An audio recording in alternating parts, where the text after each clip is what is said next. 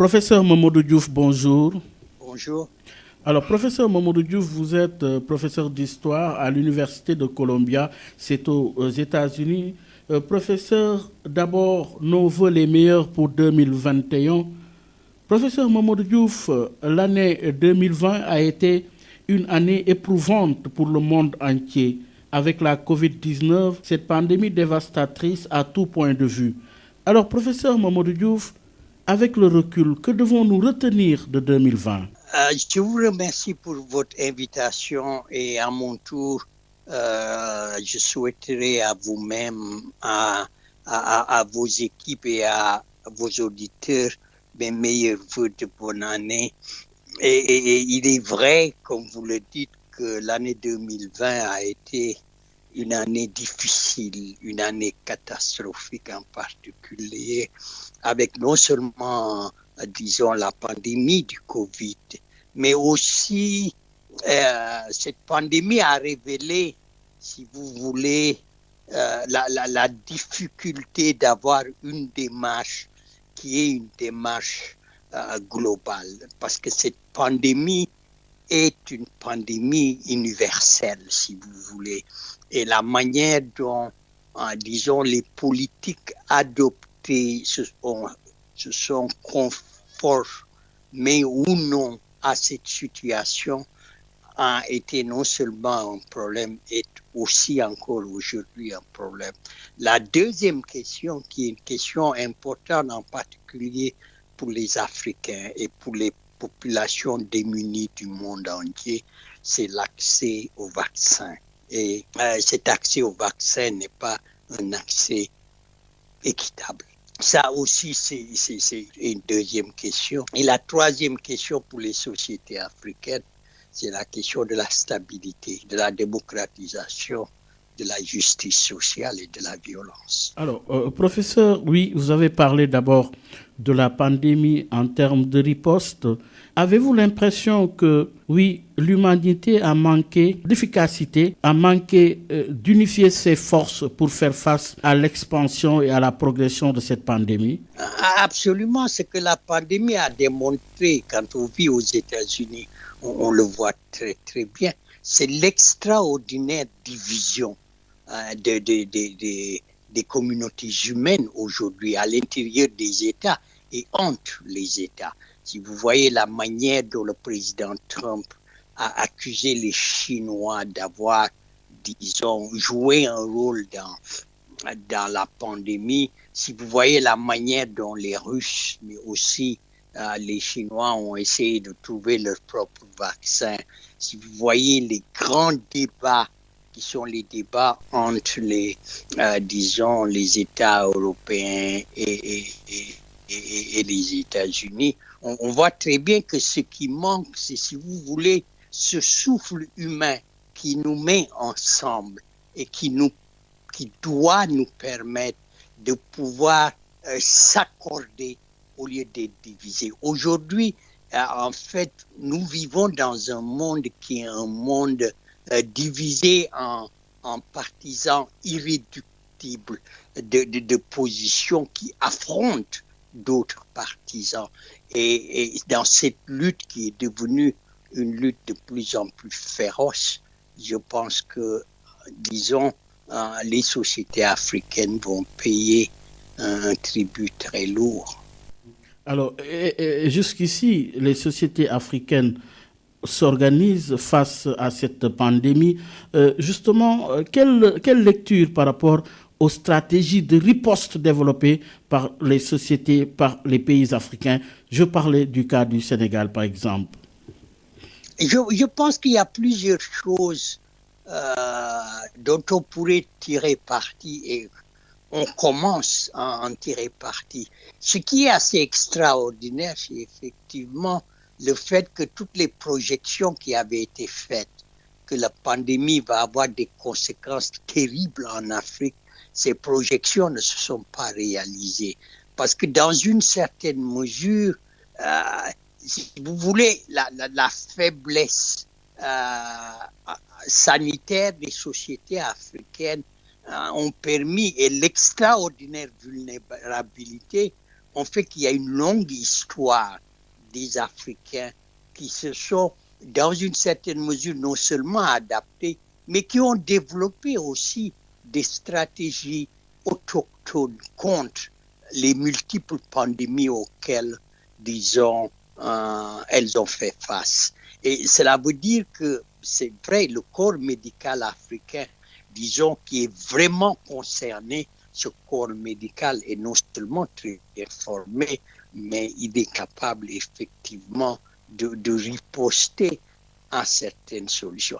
La deuxième conséquence, la deuxième opportunité, je pense que le Sénégal le montre, c'est que si vous voulez, les corps médicaux, les chercheurs ont commencé à développer non seulement des stratégies internes de recherche et à développer des laboratoires, que ce soit au Sénégal, que ce soit au Mali, mais aussi ces chercheurs ont commencé dans une certaine mesure à avoir leur propre programme politique. Le fait qu'aujourd'hui l'Institut Pasteur soit dirigé par un Africain, par un Sénégalais, est un acquis très important et en fait aide à développer des stratégies que j'appellerais des stratégies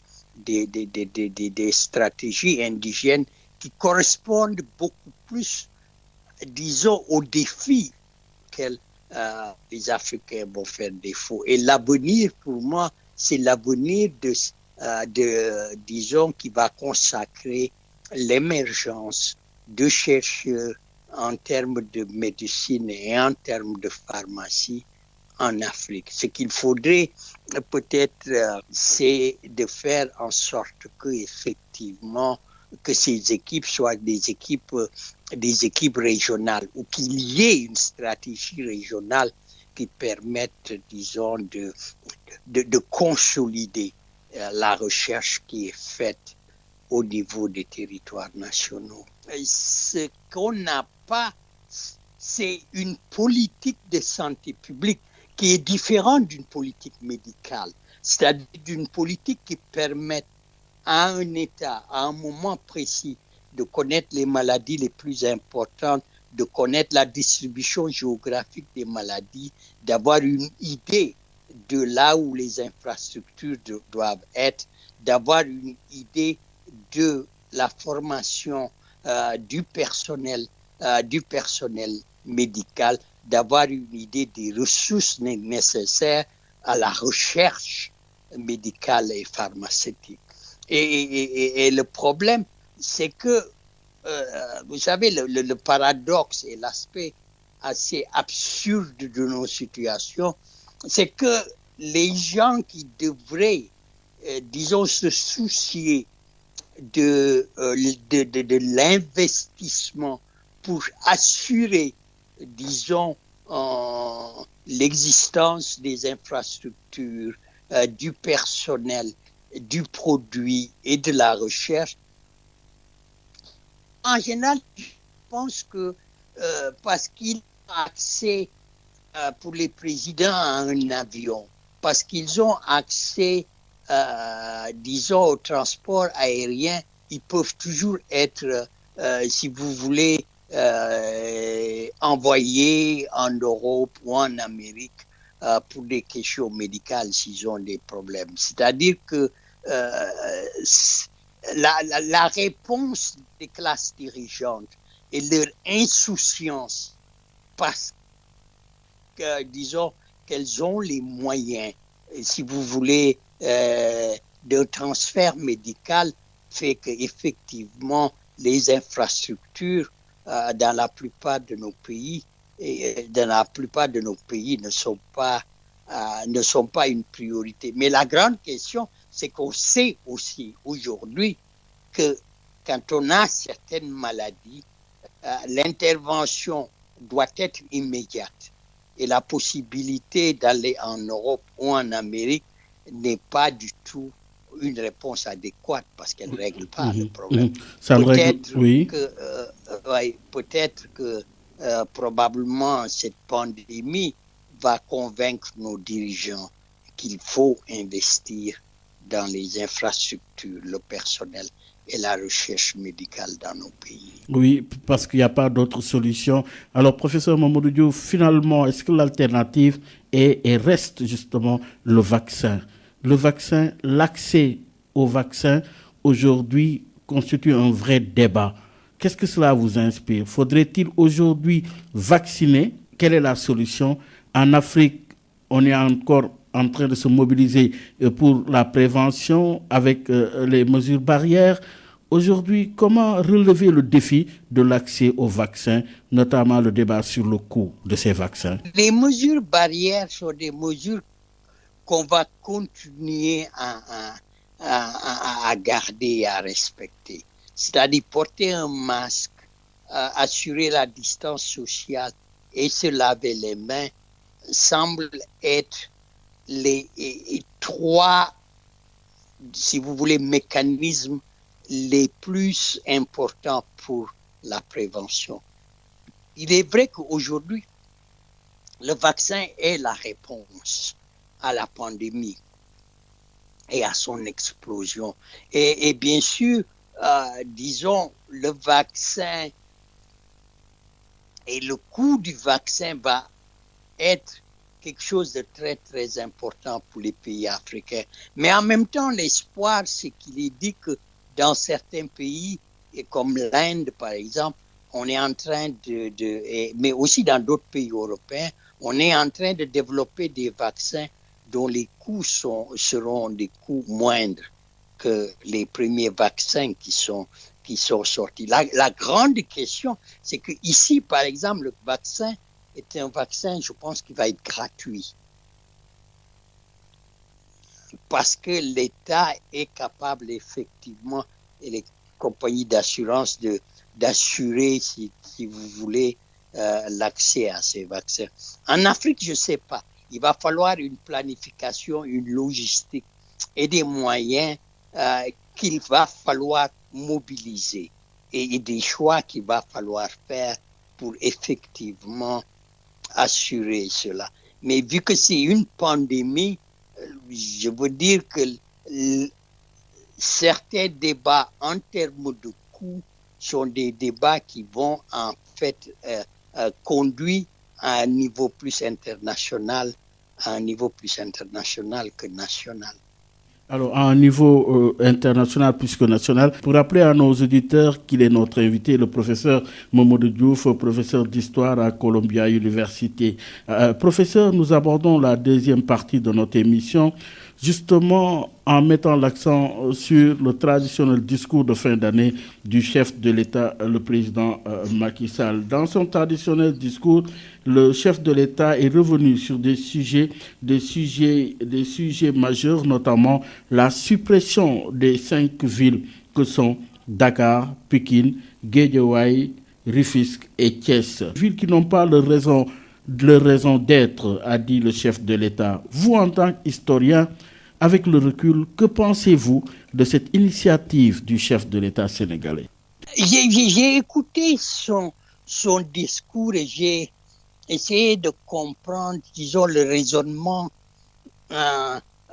qui est la base pour lui, la justification de la suppression, pas des villes nécessairement, mais de la suppression des fonctions que les villes ont jouées, que ce soit des fonctions politiques, des fonctions économiques, administratives, et surtout des fonctions administratives et fiscales.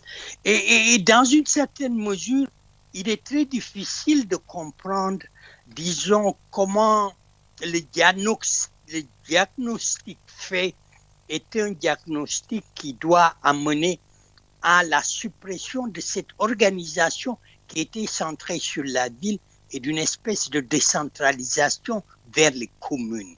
Que les communes, en fait, si vous voulez, les communes vont jouer la fonction de la ville.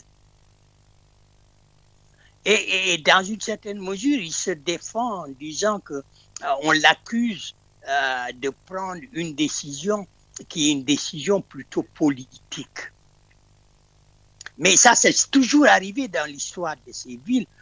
qui perdent leurs privilèges municipaux à certains moments, à d'autres moments qui sont intégrés dans des conurbations beaucoup plus larges. Mais est-elle pertinente, cette décision?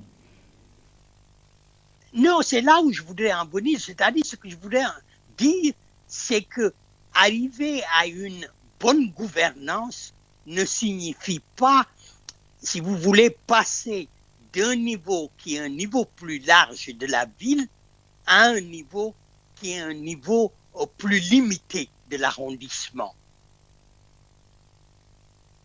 N'est-il pas possible de rendre plus efficace l'organisation administrative et politique au niveau de la ville? Parce que le gros problème, c'est que la ville a une puissance beaucoup plus importante et une représentation beaucoup plus importante que la commune. C'est ça la conséquence politique. La conséquence politique, c'est une dispersion du pouvoir des représentants municipaux. Et les représentants de la commune vont participer, si vous voulez, d'un espace qui est intégré économiquement dans un espace plus large, l'espace urbain, mais où il n'y aura plus des réseaux, si vous voulez, qui permettent d'assurer à la conurbation une efficacité qui est une efficacité de convergence et de créer une dispersion des ressources qui ne vont pas permettre à la ville d'investir, ce qui est déjà le cas. Les villes ne peuvent pas investir, qui n'est pas le cas dans, disons, si vous voulez, aujourd'hui. Mais la grande question, c'est une question qui est très intéressante pour un historien. C'est le rapport que nous, Africains, on a développé avec la ville. La ville comme espace social, comme espace politique, comme espace économique, mais aussi comme espace mental. La première chose à dire, c'est que en fait, l'idée qu'on a de la ville, et toute la littérature africaine à un certain moment le montre, que la ville est le lieu de la perdition, que l'Africain est d'abord un rural avant d'être un urbain. En fait, cette idée de la ville est une idée coloniale. Ce sont les colons qui ont créé cette idée que la ville... Pourquoi? Parce que la ville est devenue très vite, pour les Africains, un espace qui est un espace non seulement de réinvention, mais un espace de résistance contre l'exploitation et la violence coloniale. La ville a progressivement permis effectivement aux Africains de se situer dans un monde plus large que le monde de la tradition et que le monde du village. Et ça, c'est pas seulement les Africains. Vous savez, la ville est le lieu de la modernité et de la modernisation. La ville est le lieu où on innove, où on réinvente, parce qu'on n'est plus pris dans le carcan des traditions et la surveillance, si vous voulez, en Afrique, des anciens. On est dans un espace libre, dans un espace où, face à des nouveaux challenges, on est obligé de venir avec, si vous voulez, avec des innovations. Et je vais donner deux exemples qui montrent que là aussi, le président va à contre-courant. Vous savez, en 2011, il y a un de mes collègues qui est un économiste qui enseigne à Harvard, qui est considéré comme, disons, un des meilleurs économistes de la nouvelle génération de l'école américaine, et qui est spécialiste des villes et qui a écrit des livres sur les questions qui sont liées aux questions du logement, aux questions de l'inégalité économique, etc., etc. Donc, en 2011, il a écrit un livre. Et le titre de ce livre est très, très intéressant. C'est qui? Le titre, il s'appelle Edward Glazier. Et le titre de ce livre, je ne vais pas le donner en anglais, je donne la traduction en français. Ça s'appelle Le triomphe de la ville. Et le sous-titre, c'est comment la plus grande innovation que nous avons eue, la ville, fait de nous des gens plus riches, plus intelligents, plus écologiques, plus sains et plus heureux. Ce que Glazier est en train de dire, c'est que toute l'histoire de la ville depuis son apparition nous a rendus plus intelligents, nous a rendus plus riches et nous a rendus plus écologiques. C'est-à-dire, ce qu'il est en train de dire, c'est que la ville est le lieu par excellence des grandes innovations. Et aujourd'hui, en fait, il y a toute une série de discussions qui sont des discussions qui sont des réponses à certaines des questions auxquelles nous faisons face. Mais ce que Glazier dit, et c'est ça que le président ne voit pas, ça, c'est tous les historiens sont d'accord. Les grandes innovations de toute l'histoire de l'humanité, pas seulement des Africains, sont des innovations qui se sont passées en milieu urbain. Ce livre est de 2011. Il y a un autre livre qui est sorti cette année, qui est le livre de l'ancien maire de Chicago, Rahm Emanuel, qui a été le directeur du cabinet de Obama lors de son premier mandat. Il vient de sortir un livre qui s'appelle La Nation Ville, The Nation City. Et je suis sûr que vous voyez comment il a retourné la chose. On parle souvent du State Nation. Lui, il parle du Nation City. Et là aussi, le sous-titre est très intéressant. Why mayors are now running the world. Pourquoi les maires sont en train, en fait, de conduire le monde, de gouverner le monde. Et sa grande thèse est une thèse très, très simple. Et en fait, qui, si vous voulez, pousse à comprendre l'intervention du président sénégalais comme une intervention politique, même s'il s'en défend. René Emmanuel dit que les villes sont devenues aussi importantes parce que l'État-nation a failli. L'État-nation a failli et est incapable d'organiser un engagement direct entre les citoyens et les gouvernants, ne permettent pas aux gouvernants d'avoir une discussion constante avec les citoyens, mais aussi c'est là où le maire est le principal homme politique qui est obligé de rendre compte aux citoyens parce qu'il y a là un rapport direct. Et lui, ce qu'il considère, c'est qu'aujourd'hui, les grandes transformations qui sont faites sont des transformations qui sont faites à partir des villes. Et les villes sont en train de prendre, si vous voulez, la place de l'État et de créer, y compris des économies qui deviennent non seulement des économies nationales, mais des économies qui veulent être des économies régionales. Et l'exemple qu'il prend de la ville qui est en train de montrer le chemin, c'est la ville de Copenhague, au Danemark. Alors, professeur, des exemples déclinés, est-ce que cela, justement, vous amène à dire que le chef de l'État a pris une décision qui cache des enjeux politiques, selon vous? Je pense, d'une part, cela cache des enjeux politiques. En quoi? Que ça soit des enjeux directs ou non. Surtout le contexte d'aujourd'hui, ramener au contexte d'aujourd'hui.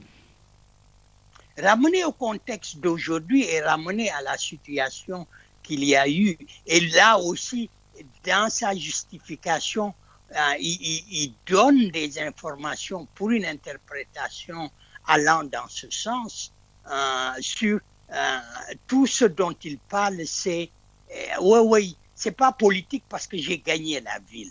Mais la question, c'est pas ça. La grande question, c'est est-il possible de rendre, comme le dit Rome Emmanuel, les villes, de créer des villes, d'organiser des villes capables de jouer ce rôle à la fois national, régional et international. Et pour le faire, il faudrait des réformes qui soient des réformes qui d'abord rendent la ville plus démocratique, rendent la représentation et le compte rendu beaucoup plus transparent. Pas du tout une question qui est plutôt, parce que tout le monde se dira, c'est pour ça qu'il a essayé de se débarrasser de Khalifa Sall, parce que ce que la ville crée, et Khalifa Sall l'a montré, c'est qu'il y a des ressources, et le maire n'est pas forcément dépendant de l'État à cause des ressources auxquelles il a accès. Donc, le président est en train de dire, si on fragmente ces recettes et qu'on les distribue à plusieurs communes, il y a effectivement, si vous voulez, une espèce d'incapacité, disons, des acteurs politiques locaux à utiliser des ressources disponibles pour en fait une ambition nationale. Alors vous y voyez donc finalement le prolongement du conflit Khalifa Sall Macky Sall, un moyen d'anéantir encore davantage et autrement l'ancien maire de la ville de Dakar. Je veux parler de Khalifa Sall par le chef de l'État sénégalais. Non, mais je pense que c'est surtout c'est la possibilité d'anéantir l'émergence d'autres Khalifa Sall, mais c'est aussi, vous savez, cette idée a commencé avec Wade, avec la création des communes, et ça a continué parce que c'était pas seulement avec Khalifa Sall. Vous voyez que à plusieurs reprises, disons, les gens qui se sont dressés face au président en exercice, ce sont des maires, que ce soit Khalifa Sall, mais que ce soit aussi avant Idriss Seck. Alors, vous avez dit que ce soit Khalifa Sall, mais avant, il y avait Idriss Seck. Idriss Seck, Macky Sall, il y a le rapprochement, professeur Mamadou Diouf. Idriss Seck, justement, a été nommé président du Conseil économique, social et environnemental. Ce rapprochement, justement, a soulevé un grand débat ici au Sénégal. Quelle lecture avez-vous, justement, de ce rapprochement dans le contexte actuel de Idriss Seck et du président Macky Sall? Vous savez, cette question, j'ai absolument pas envie de parler de ça. Et j'ai absolument pas, parce que j'ai aucune envie de parler de... J'ai aucune envie de parler de l'ancien maire de Thiès. Mais pourquoi? J'ai pas envie. Mais pourquoi? Vous avez une raison ou des raisons particulières? Non, il n'y a même pas de raison. Ça ne m'intéresse pas. C'est-à-dire, ça ne m'intéresse pas. Vous faites partie de ceux qui sont vraiment découragés de cette façon de faire de la politique au Sénégal? Si vous voulez, oui. Je veux dire que je peux discuter de certaines choses qui peuvent avoir une portée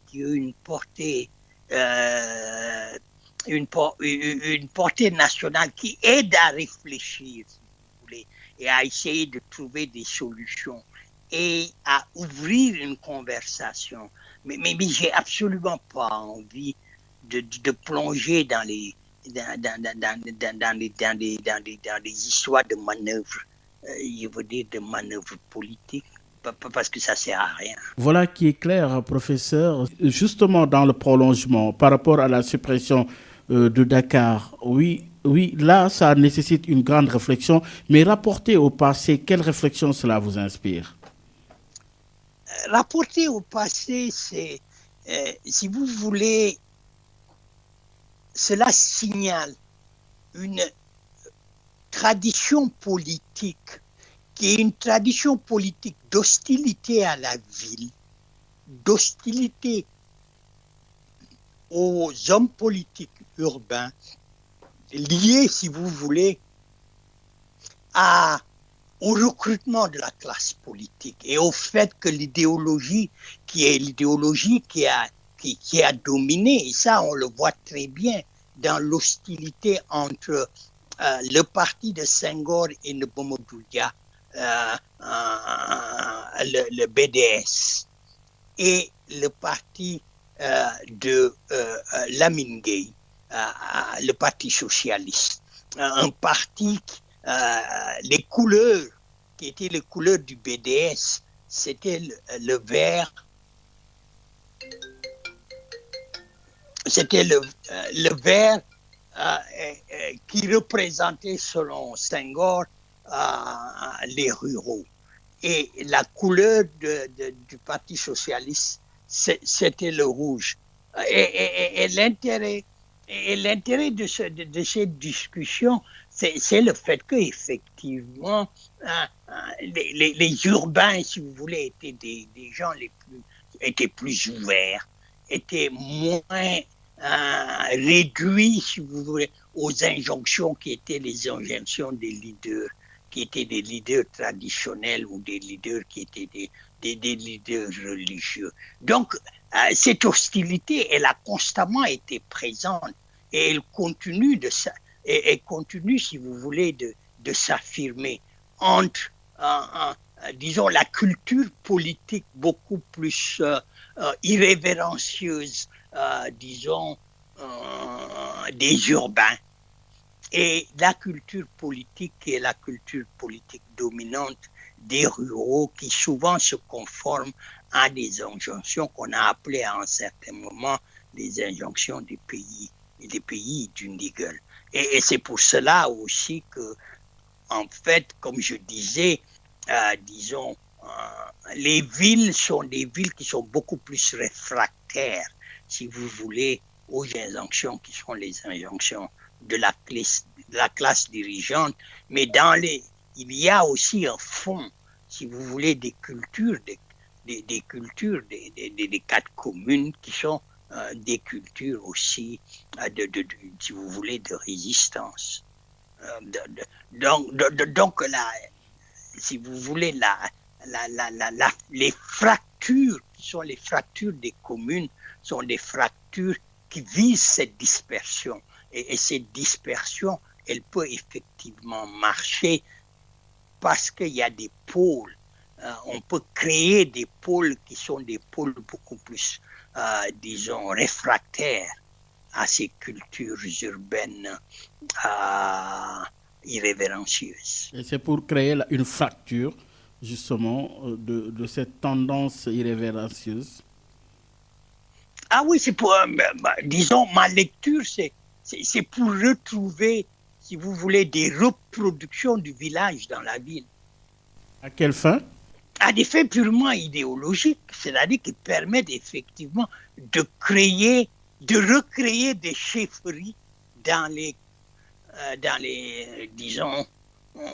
communes. Et les conséquences, c'est quoi? C'est des conséquences dangereuses? C'est des conséquences dangereuses parce qu'on n'a plus, si vous voulez, la capacité de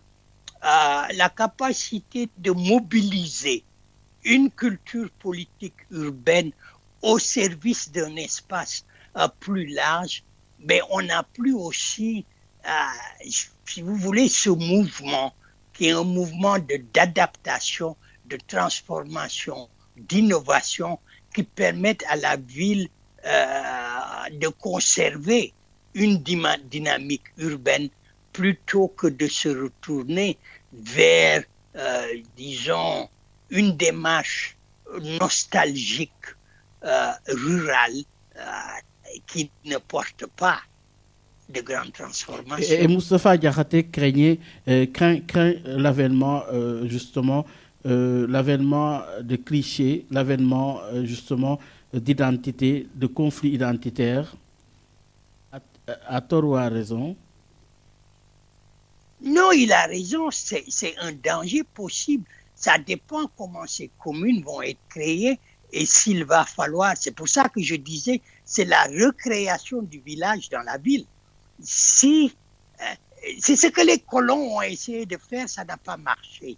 C'est-à-dire le mouvement nationaliste africain qui émerge dans les villes est un mouvement qui dépasse, si vous voulez, cette manipulation du tribalisme qui était à la base de la gouvernance urbaine coloniale. C'est-à-dire de créer des espaces où on installe des gens qui sont de la même ethnie pour conserver effectivement ces regroupements qui sont soit dominés par, disons, contrôlés par un représentant du chef qui est au village, soit créer de nouvelles chefferies. Et cette création de nouvelles chefferies peut créer effectivement pas seulement des, si vous voulez, des condensations ethniques, mais ça peut être aussi des condensations confrériques. Et ça, c'est dangereux. Tandis que la ville, c'est ça qui fait la ville. Ce que la ville fait, c'est qu'il y a un brassage culturel, brassage ethnique, brassage religieux. Et ces brassages créent, si vous voulez, des identités qui sont des identités citadines et une culture citadine qui est en fait constamment interrogée et constamment adaptée. Oui, constamment interrogée, constamment adaptée. C'est ça aussi l'enjeu de ce qui se joue présentement en conformité avec les enjeux géostratégiques, géopolitiques. Bien sûr, bien sûr. Je veux dire ça, ça veut dire qu'on ne peut pas... Si vous voulez, c'est ce que je disais quand on essaie de faire la comparaison entre l'espace urbain et l'espace rural. L'espace rural est un espace qui est construit autour, si vous voulez, autour de certitudes, même si ces certitudes peuvent changer. C'est-à-dire ces certitudes qui constituent une tradition, même si cette tradition peut s'adapter. La ville, c'est en fait constamment la prise de risque. Une prise de risque qui signifie l'innovation et qui permet effectivement de se réinventer. Oui, vous êtes un observateur de la scène politique au Sénégal, de la circulation de nos hommes politiques. On est en perspective des élections locales et il y a beaucoup de manœuvres, oui, en cours. Aujourd'hui, le rapport de force laisse-t-il dessiner une recomposition politique et comment justement analysez-vous avec le recul ce qui est en train de se passer dans ce contexte-ci? Plus qu'une recomposition politique, on assiste à une décomposition politique. Aujourd'hui, c'est cela. Il y a une absence, si vous voulez, ce qui a fait l'opposition et la culture d'opposition au Sénégal s'est évanouie. La deuxième chose, il y a effectivement, et c'est cela qui est intéressant, c'est de voir quel est le projet qui est aujourd'hui le projet du président de la République, Macky Sall, un troisième mandat ou non. Oui, mais là, il est clair, il campe sur sa position qu'il n'y aura pas, du moins, il donne aux Sénégalais rendez-vous le moment venu pour cette question, que ce n'est pas encore d'actualité. Mais donner le rendez-vous le moment venu, ça est absurde. Parce que en quoi? La Constitution dit qu'il n'a pas droit à un troisième mandat. Et il en a fait deux, il est en train de faire son deuxième mandat. Donc c'est totalement absurde parce qu'on a déjà la réponse. Donc ça, c'est la première chose. La deuxième chose, c'est que il y a qu'on le veuille ou non, une décomposition de l'APR. Ah oui? Il y a l'émergence, disons, de tendances, de gens qui se préparent à la succession. Vous faites allusion à Madame, oui, justement, Aminata Touré? Oui, mais elle n'est pas la seule, et c'est normal, je veux dire. j'ai l'impression que si vous regardez les gens qui ont été défenestrés du gouvernement, c'est des gens qui sont accusés d'avoir une ambition présidentielle. Donc, oui, à tort ou à raison. À tort ou à raison. Oui, absolument. Mais donc, il y a des gens soit qui se préparent, soit qu'on accuse, qui sont en train de se préparer. Et il va y avoir, disons, une recomposition ou la poursuite de la décomposition dans les partis qui sont les partis satellites. Et il y a la grande inconnue qui est la grande inconnue du Parti socialiste. Va-t-il disparaître ou non? Ah oui? Bah oui. Je veux dire, est-ce que le Parti socialiste va être capable est-ce que le Parti socialiste va être capable si vous voulez, de rebondir et de se recréer hors de l'alliance avec l'APR? Est-ce que, en fait, on peut envisager une reconstruction du Parti socialiste avec le retour de la tendance de Khalifa Sall, le retour des gens de Niasse, etc., etc. Donc, il y a toute une série il y a plusieurs possibilités. Et parallèlement, oui, le camp libéral s'élargit sans le PDS, mais je veux parler du président Macky Sall, du retour de Idrissa Seck. Oui, ce camp et de Oumar Sarr. Comment appréciez-vous ce qui se dessine? Vous avez un parti démocratique sénégalais avec le pape Tissopi qui reste intransigeant.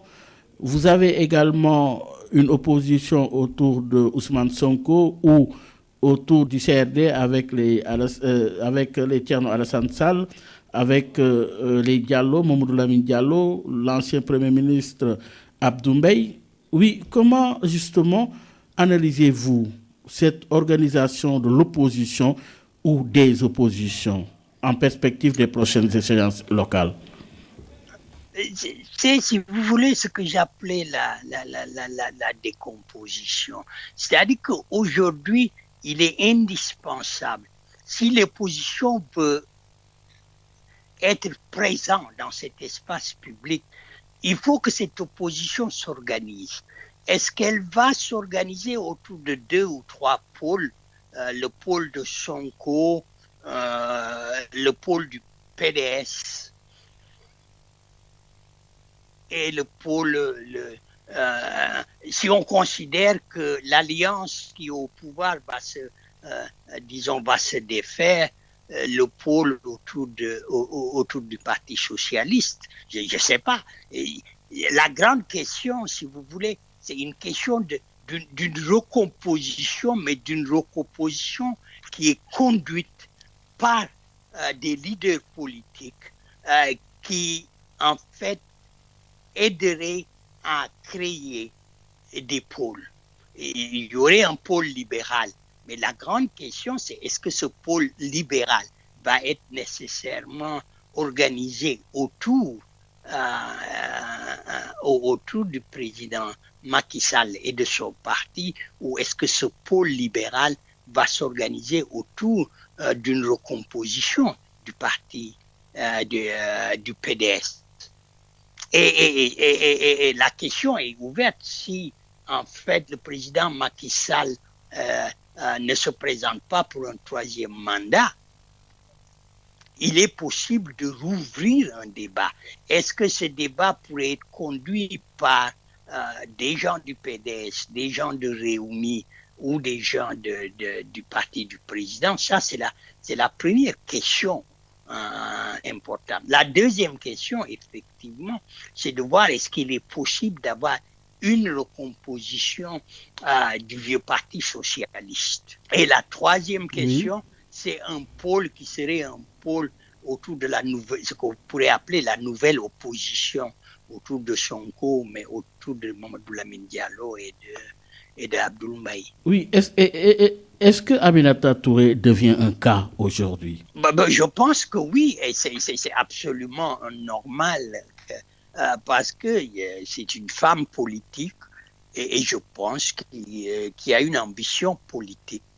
a juste raison et a un projet politique. La grande question, c'est de savoir si aujourd'hui, dans cette nouvelle,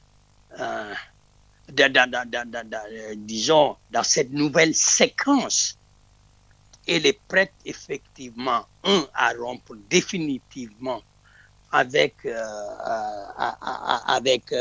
son ancien allié, le président de la République, à ne pas revenir dans le giron de l'APR et à créer un mouvement politique, mais un mouvement politique qui devrait se faire dans des alliances.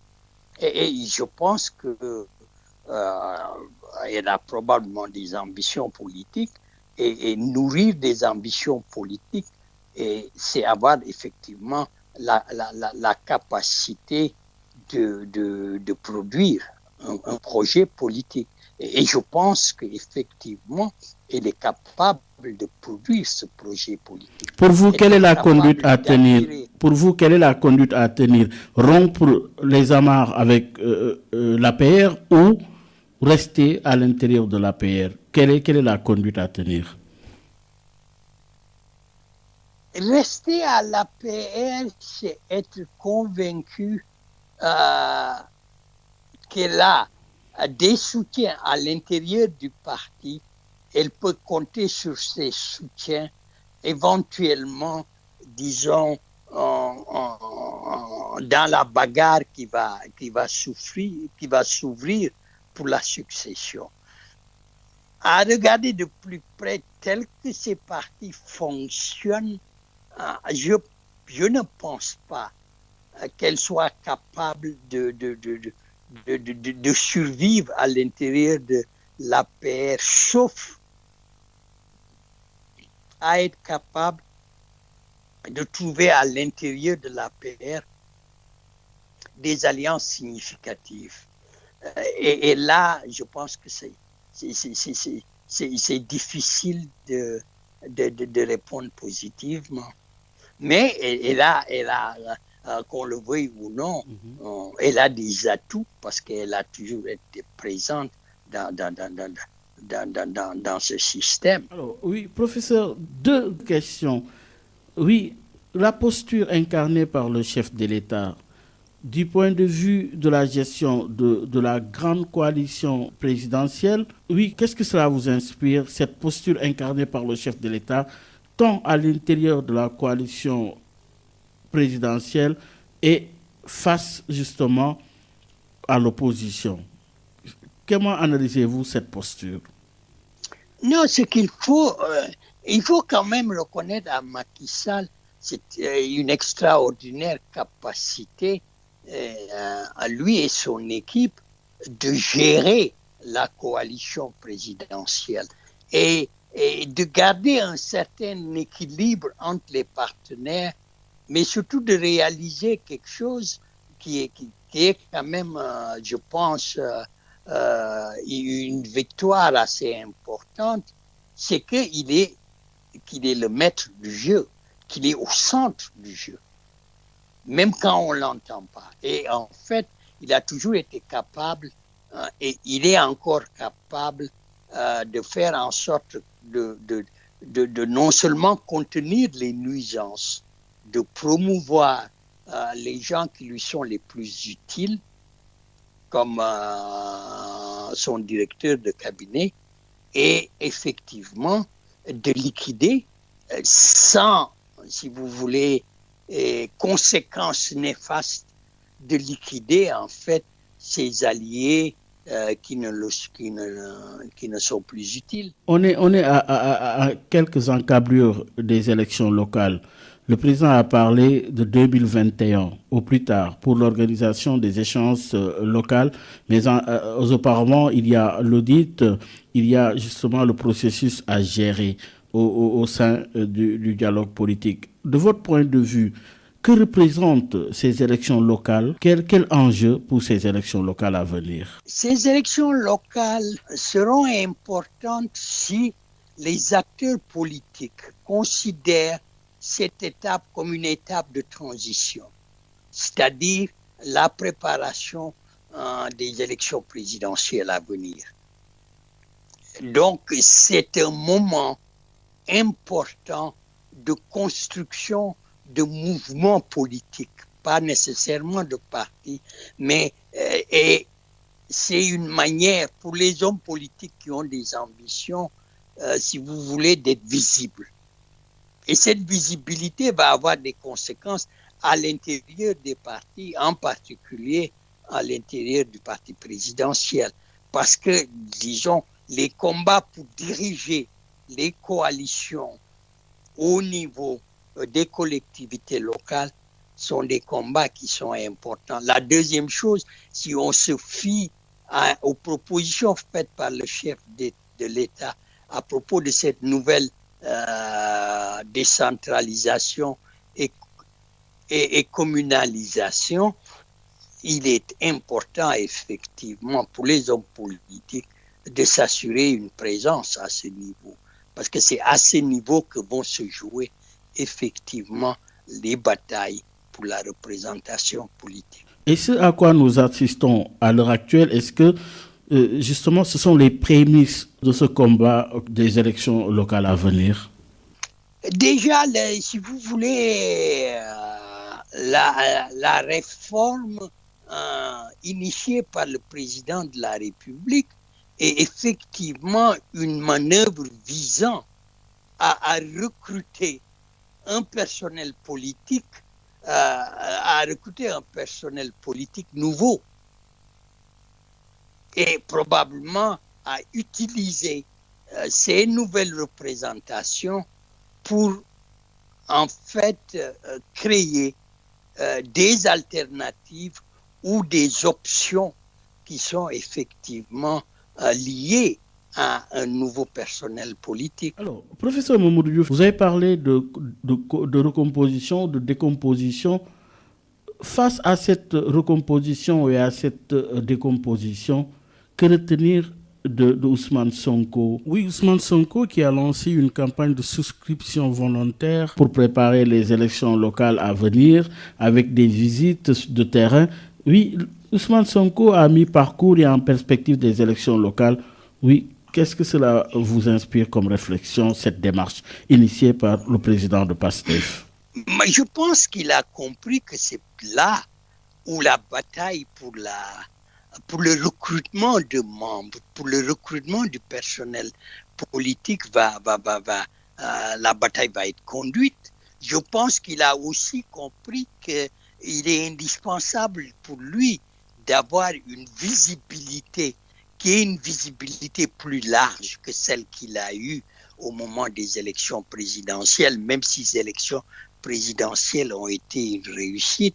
La troisième chose, et je pense que c'est peut-être ça qui a fait son succès, c'est une excellente maîtrise, si vous voulez, du langage politique des Sénégalais et la capacité, la compréhension disons, de l'importance de la dénonciation, si vous voulez, de la classe politique comme une classe politique corrompue et d'utiliser des ressources qui sont des ressources, certains diront des ressources religieuses, mais moi je pense que ce qui fait le plus, ce qui fait la force de sa contestation, c'est de poser, disons, de dépasser, si vous voulez, le discours politique et de prendre une démarche qui met l'accent, en fait, sur l'éthique. Parce qu'aujourd'hui, la grande question, en fait, du Sénégal et de l'État sénégalais, c'est une refondation morale. C'est justement de là où se situe l'enjeu pour 2021. Oui, je crois. Je crois. Je crois que c'est cette refondation qui est nécessaire, qui permettrait d'avoir une démarche consensuelle, qui permettrait d'aller au-delà des clivages partisans et d'être capable d'avoir, disons, un projet qui est un projet sénégalais. Finalement, le troisième mandat reste débat. Il n'y a pas encore eu de clarification quant à la position du chef de l'État.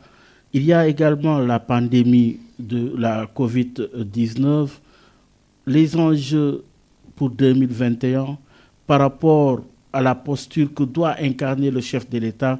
Quelle grande réflexion? C'est la dernière question, professeur Mamadou Diouf. Vous savez, les enjeux sont les mêmes. D'une part, moi, je refuse d'entrer dans un débat tel que la question du troisième mandat n'est pas clarifiée. Le troisième mandat est clarifié. Il est impossible, selon la constitution sénégalaise. Et le troisième mandat, ça veut dire changer la constitution pour pouvoir l'avoir. Donc ça, c'est réglé. Oui, mais professeur, on a vu ce qui s'est passé en Côte d'Ivoire, en Guinée. Mais c'est ce que je suis en train de dire. Est-ce que vous ne craignez pas que cela puisse se produire au Sénégal, finalement, à la lumière de ce qui s'est produit en Guinée et en Côte d'Ivoire? Non, c'est possible, mais si vous prenez la Guinée et la Côte d'Ivoire, le président guinéen et le président ivoirien ont fait une réforme pour pouvoir se présenter à un troisième mandat. Donc, bien sûr que les autorités sénégalaises peuvent le faire. Mais ce que je suis en train de dire, c'est de dire que ce n'est pas réglé. C'est réglé. On peut changer d'avis, mais c'est réglé. Ça, c'est la première chose. La deuxième chose qui est importante, c'est effectivement, le Sénégal est à la croisée des chemins. Il y a des solutions indispensables, des réponses à des défis qui sont des défis de plus en plus urgents. Mais c'est aujourd'hui, vous voulez, la société sénégalaise tout entière qui doit effectivement entrer dans une conversation qui permette d'adopter une démarche qui est effectivement, si vous voulez, propice à un développement que dont tout Sénégalais pourrait tirer profit. Ça, c'est et la troisième chose, de manière beaucoup plus factuelle, la question de la pandémie, c'est effectivement d'étendre les opportunités et de soutenir les initiatives qui sont en train de surgir, qui sont d'excellentes initiatives qui permettront progressivement, disons, la création ou bien le dessin d'une politique sanitaire qui est une politique d'infrastructure, de formation de personnel et en fait et de soutien à la recherche, devra permettre à la recherche médicale, qui devra permettre au Sénégal, mais aussi à ses voisins, de travailler ensemble. Professeur Mamadou Diouf, merci encore une fois. Merci. Pour rappeler à nos auditeurs que vous êtes professeur d'histoire à l'Université de Columbia aux États-Unis, oui, des enjeux structurels, des enjeux conjoncturels, certainement on y verra plus clair en 2021, d'ici la fin de 2021. Merci encore une fois, professeur Diouf. Merci. Mesdames et messieurs, ça en est tout. Excellente suite de programme sur la 98.5. Merci et à dimanche prochain.